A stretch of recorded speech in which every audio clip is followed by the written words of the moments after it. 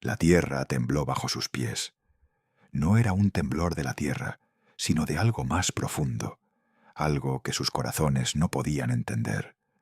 Un nombre susurrado en la oscuridad, que habría de arrastrarlos al borde del abismo de su propio destino. El nombre resonaba en sus almas. Hebreo. La señal se encendió. Algo más grande que ellos comenzaba a moverse.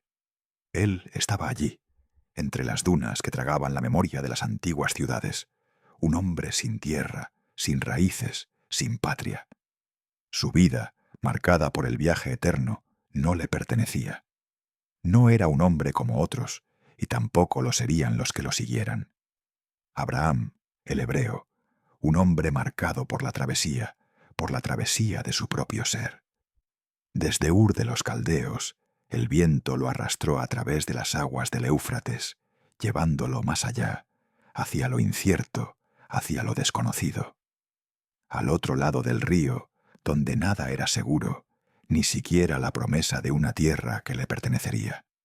En su piel, las cicatrices del viaje, pero también la marca de una identidad que nadie más podría comprender. Abraham caminó bajo el sol abrasador, el sudor cubriendo su frente, pero en sus ojos había algo más.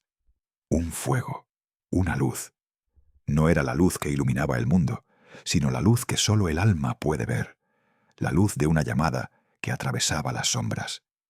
El que atravesó, el extranjero, el que vino de más allá. El hebreo no era solo un hombre, era la representación de todo lo que el hombre podía llegar a ser. Un ser errante, marcado por su desarraigo, por su propio destino de eternos vagabundeos. Pero esa luz, esa sombra, era también la prueba que lo esperaba a él y a los que seguirían sus pasos. La travesía de Abraham no fue solo a través de las tierras físicas, fue una travesía interior. La fuerza que lo guiaba no estaba en sus pies, sino en su alma, y aquella travesía no le pertenecía solo a él. Los que vinieron después, los hijos de su linaje, también serían llamados hebreos. ¿Pero por qué? Porque, como él, caminarían sin saber, sin pertenecer a ninguna tierra, sin un hogar que abrazar. Cada paso que daban era un paso hacia lo incierto, hacia lo sagrado que esperaba a los que se atrevían a caminar sin miedo. Pero en su caminar, cada uno de ellos sentía el peso de lo que llevaban dentro, la promesa de algo mayor, la promesa de lo que se encuentra al cruzar los ríos de la vida, de la muerte, de la transformación. Y entonces la historia de los hebreos comienza a entrelazarse con la historia del pueblo elegido, pero no por el hecho de ser los más grandes o los más poderosos, sino por su capacidad de escuchar el llamado que no se ve, pero se siente. El de aquel que, al igual que Abraham, se atreve a salir de su tierra, a salir de sí mismo, para encontrar lo que está más allá. Y esta es la esencia del hebreo, el que nunca se detiene, el que sigue el camino aunque no vea el final, el que vive sin pertenecer, pero en su desarraigo encuentra la promesa eterna. Las huellas de Abraham se borraron con el tiempo, pero el eco de su nombre siguió resonando. Porque lo que no muere nunca es lo que se lleva en el alma, lo que se lleva más allá del río. El hebreo, el primero en cruzar, sigue siendo un símbolo, una llama en el corazón de los que buscan, en el alma de aquellos que caminan sin saber, pero con la certeza de que al final del viaje siempre hay algo esperando, algo más grande que ellos mismos. El aire en Egipto estaba denso, cargado de un sufrimiento antiguo. Las manos de los hebreos se habían vuelto como las piedras que ellos mismos moldeaban, y en sus corazones solo resonaba un clamor: liberación. Las sombras de la esclavitud se alargaban, y el dolor se había transformado en una espera silenciosa. De repente, en medio de esa oscuridad, un hombre surgió, llamado por algo mucho más grande que su propia existencia. Moisés, un hombre llamado para ser el eco de una promesa olvidada, el liberador de los hebreos, aquellos cuya identidad estaba marcada por el yugo y la opresión. Cuando Moisés fue llamado, las palabras de Dios resonaron con un poder imparable. Jehová, el Dios de los hebreos, nos ha encontrado. Era la señal de que el tiempo había llegado. Los hebreos, esclavos por generaciones, serían liberados, pero antes de la liberación debían enfrentarse a una prueba, una transformación que sólo podía venir a través de la fe. La travesía comenzaba, pero no sería solo un éxodo físico. Era un viaje espiritual, un paso hacia algo más grande que la simple libertad, una nueva identidad, una nueva relación con lo divino. El éxodo comenzó. Atravesaron el Mar Rojo, un paso hacia lo desconocido. No solo el agua los separaba de Egipto, sino el abismo entre su pasado y su futuro. Y cuando llegaron al monte Sinaí, algo profundo sucedió. Dios hizo un pacto con ellos, pero no un pacto cualquiera. Un pacto que marcaba el comienzo de algo mucho mayor. En Éxodo 19, Dios les dijo: «Seréis mi especial tesoro y un reino de sacerdotes». Este fue el momento de la transformación. En ese monte, en ese instante, la identidad de los hebreos dejó de ser solo una marca de sufrimiento y comenzó a ser un testimonio de una conexión divina, un pacto que los cambiaría para siempre. Pero, ¿por qué israelitas? ¿De dónde vino ese nombre que los separaría de su pasado de esclavitud? Para entenderlo, debemos retroceder a un momento clave en la historia de su linaje. Jacob, el nieto de Abraham, luchó en la oscuridad con un ser misterioso. No fue una lucha común, fue una lucha con lo divino. Su cuerpo fue marcado, su alma transformada. Y en ese momento, su nombre cambió. Ya no sería más Jacob, el suplantador, sino Israel, el que lucha con Dios, el que persevera con Dios. Israel significaba el que se enfrenta a lo divino, el que persiste a pesar de todo.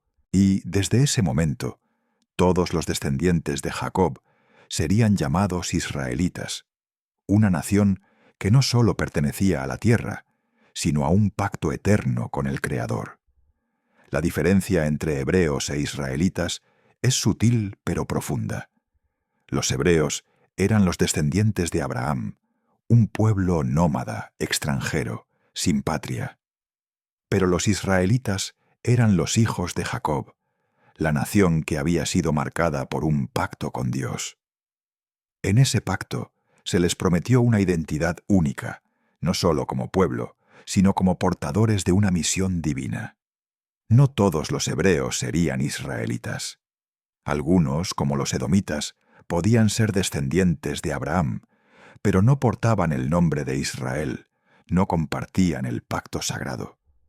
Con el paso del tiempo, el término israelitas se convirtió en el nombre predominante. Después del Éxodo, el pueblo comenzó a ser conocido principalmente como israelitas.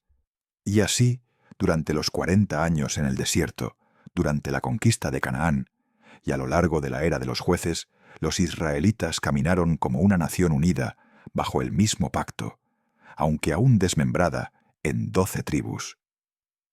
Sin embargo, algo terrible ocurrió. El reino se dividió. Tras la muerte de Salomón, la arrogancia de su hijo Roboam selló el destino del pueblo. La unidad se rompió. Pero a pesar de la división, el nombre de Israel perduró, como un recordatorio de lo que una vez fue, y de lo que aún era posible si se volvía a la raíz, al pacto original. El reino se desgarró, como un río que se divide ante las rocas imponentes. En el eco de la división resonó la voz de Roboam, desafiante y dura. «Mi padre agravó vuestro yugo, pero yo añadiré a vuestro yugo». 10 tribus se rebelaron, buscando un futuro lejos de la carga impuesta. Bajo el liderazgo de Jeroboam, formaron el reino del norte, manteniendo el nombre Israel con Samaria como su capital. Al sur, Judá y Benjamín se quedaron bajo la autoridad de Roboam, creando el reino de Judá, con Jerusalén en su corazón. Pero el destino de estas dos naciones estaba marcado por la contradicción. Una caminaba hacia el vacío de la idolatría, mientras la otra, aunque fiel, arrastraba sus propios errores. El reino del norte se alejó por completo de Dios. Jeroboam, un líder que había recibido la oportunidad de guiar, decidió desviar el camino. En su desesperación, erigió ídolos de oro. «He aquí tus dioses, oh Israel», proclamó, presentando a los becerros como la nueva esperanza. La religión de su pueblo se desmoronaba bajo las sombras del error. Ningún rey del norte siguió a Dios, y la idolatría se apoderó de sus corazones.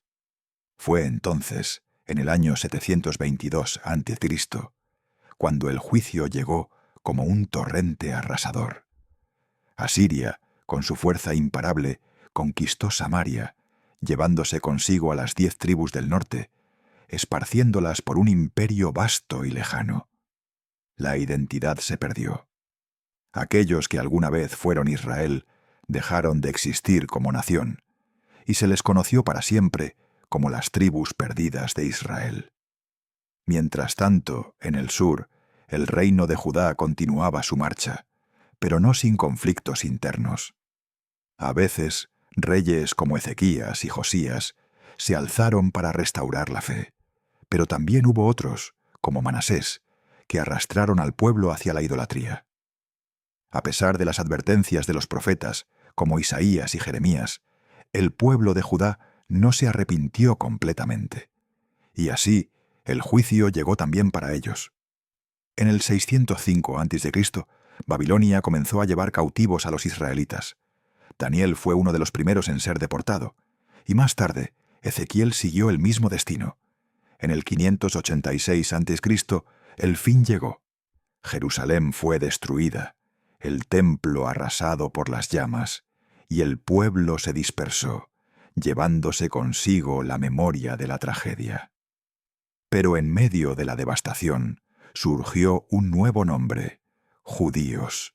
El nombre judío tenía su origen en la tribu de Judá, el cuarto hijo de Jacob, cuya madre proclamó: «Esta vez alabaré a Jehová». Judá, un nombre que significaba alabanza, pasó de ser una simple designación tribal a convertirse en un símbolo de resistencia, de fe inquebrantable. Después del exilio, el concepto de judío se transformó. Ya no solo se refería a los descendientes de Judá, sino a todos los que mantenían viva la fe en Dios, a todos los que seguían la ley mosaica. La palabra judío llegó a abarcar a todos los sobrevivientes, aquellos que, a pesar de la pérdida, preservaron la identidad a través de su fe y su cultura. Durante el exilio en Babilonia, cuando ya no existían templos ni sacrificios, los judíos encontraron nuevas formas de mantener su identidad. Crearon sinagogas, donde estudiaban la ley con devoción, mantuvieron la circuncisión y observaron el sábado con firmeza. Las leyes alimentarias se convirtieron en una marca indeleble de su cultura, y las escrituras fueron cuidadosamente preservadas. Fue en Babilonia donde el judaísmo comenzó a definir su forma de vida, ya no solo como una etnia, sino como una religión completa, una cultura que se preservaría a través de generaciones, sin importar la adversidad. En 539 a.C., Persia, bajo el rey Ciro, conquistó Babilonia, y con ello ofreció una oportunidad de regreso. En el 538 a.C., cerca de 50.000 judíos regresaron a Jerusalén. La reconstrucción del templo fue un acto simbólico de la restauración de su identidad, y en 516 a.C., el templo fue finalmente terminado. La nación de Judá, aunque marcada por las cicatrices del pasado, volvía a levantarse, con el nombre de judíos como un recordatorio de su resistencia y de su renovada fe. El eco de la historia resonó a lo largo de los siglos, y la comunidad judía, restaurada tras el exilio, comenzó a reconstruir sus muros, tanto físicos como espirituales. Esdras, en el 458 a.C., trajo consigo las reformas necesarias para reavivar la fe, y Nehemías, en el 445 a.C., levantó los muros de Jerusalén, pero la independencia total nunca se alcanzó. Los judíos, como pueblo, siguieron siendo gobernados por imperios que los dominaban. Primero fueron los persas, luego los griegos y finalmente los romanos. A pesar de la falta de independencia, el término judío se estableció de manera firme, abarcando no solo una etnia, sino también una religión y una cultura. Durante el dominio romano, el término se convirtió en un símbolo completo de identidad. Los evangelios reflejan esta realidad. Juan, al hablar de las tensiones entre los judíos y los samaritanos, revela una separación de culturas y creencias. Y en medio de todo esto nació Jesús. Judío por nacimiento, como lo eran Pedro, Jacobo, Juan y todos los apóstoles. Pablo, aunque nacido en Tarso, se identificaba con este pueblo. En Hechos 21 se presenta diciendo: «Yo soy judío de Tarso». En Filipenses 3 recuerda sus raíces: circuncidado al 8º día, del linaje de Israel, de la tribu de Benjamín. Pablo entendió las diferencias entre los tres términos y los usaba con sabiduría en sus cartas, según el contexto. Es importante que recordemos esta progresión histórica. Los hebreos, como los descendientes de Abraham, eran nómadas, caminantes, extranjeros, sin un lugar fijo al que llamar hogar. Fueron los primeros en establecer la linaje de la promesa. Con el Éxodo, pasaron a ser israelitas, una nación formada bajo el pacto de Dios en el Sinaí, con la ley y las profecías que les serían entregadas. Finalmente, después del exilio, el pueblo fue reducido a los judíos, un remanente fiel, que preservó las escrituras, las tradiciones y esperó la venida del Mesías. Cada fase, cada transición, tenía un propósito en el plan divino. Los hebreos marcaron el comienzo de una historia sagrada. Los israelitas, bajo la ley, establecieron el camino de la fe. Y los judíos, quienes sobrevivieron a la destrucción y el exilio, preservaron el conocimiento y la cultura, aguardando al Mesías. De hecho, de entre ellos nació Jesús, el Mesías que, como descendiente de Abraham e hijo de David, trascendió todas esas identidades. Mateo 1:1 dice: «Libro de la genealogía de Jesucristo, hijo de David, hijo de Abraham». Jesús, al nacer como judío, también nació para romper las barreras. En Juan 4:22, él mismo dijo: «La salvación viene de los judíos, pero no quedó limitada a los judíos». La cruz de Cristo quebró todas las divisiones. En Gálatas 3:28, Pablo declara que «no hay judío ni griego, porque todos vosotros sois uno en Cristo Jesús». Así, en Cristo, las distinciones históricas y culturales se trascienden, pero no se borran. Efesios 2:14 nos recuerda que Él es nuestra paz, que de ambos pueblos hizo uno. La historia de Israel no se borra, sino que se completa en Cristo. Romanos 11 usa la metáfora del olivo. Israel es el olivo natural, y los gentiles, ramas injertadas. A pesar de las diferencias, hay una unidad en Cristo que trasciende todas las divisiones pasadas. No es una eliminación de las identidades, sino una transformación en la que todos son uno en Él. No hay diferencia entre judío y griego. Sin embargo, comprender las distinciones entre los tres términos, hebreos, israelitas y judíos, enriquece profundamente nuestra lectura bíblica. Cuando lees Hebreos, piensas en Abraham, en aquellos que caminaban como peregrinos, en la fe de los que dejaron atrás lo conocido por una promesa. Cuando encuentras israelitas, recuerdas una nación unida por el pacto, una nación que porta la ley dada en el Sinaí. Y cuando ves judíos, reconoces a los preservadores de la fe, aquellos que, aun en el exilio, mantuvieron viva la llama de la tradición. Cada término lleva consigo matices específicos, y juntos cuentan una historia más profunda, revelando el plan completo de Dios. Si este video ha aclarado las diferencias entre hebreos, israelitas y judíos, deja tu like ahora. Comparte con aquellos que estudian la Biblia, con amigos y familiares, para que todos puedan entender mejor. Suscríbete al canal para más contenido que simplifica la Biblia de forma clara. Y en los comentarios dime, ¿cuál de estas diferencias no conocías? ¿Qué fue lo que más te sorprendió de este video? Vamos a conversar. Hebreos, israelitas y judíos. 3 nombres para el mismo pueblo, en 3 momentos diferentes de la historia divina. Los hebreos nos enseñaron sobre la fe peregrina. Abraham, el primero, dejó todo atrás por una promesa. Vivió en tiendas, esperando una ciudad celestial. Esta es la esencia de la fe: confiar en Dios aún sin ver. Los israelitas nos mostraron la importancia del pacto. En el monte Sinaí, Dios hizo un pacto con ellos, les dio la ley y los llamó para ser luz para las naciones. A pesar de sus repetidos fracasos, Dios permaneció fiel. Los judíos nos demostraron resiliencia en la fe.